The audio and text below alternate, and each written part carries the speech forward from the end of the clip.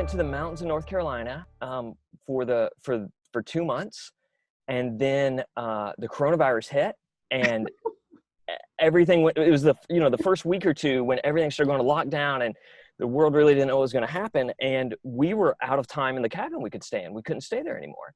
Right. And so shelter-in-place orders had just come down, but we had no place. So how do you shelter in Right, place? right. Shelter.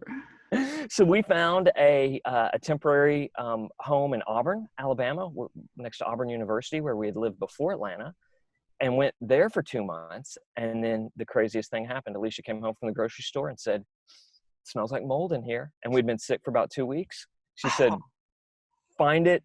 We're getting out." And I went looking, and this house that was super clean 2 months earlier had developed a roof leak. A boot dried out on a vent, and it leaked down into the room I'd oh made my wow. office. And it happened again. So we lost everything we owned twice, lost our home twice.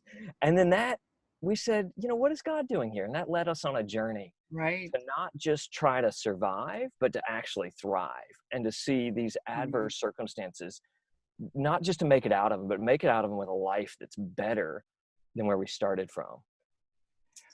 Right. That is, I'm just still in shock. And you had mentioned one time to me that you lost all your stuff because it was all basically covered in mold.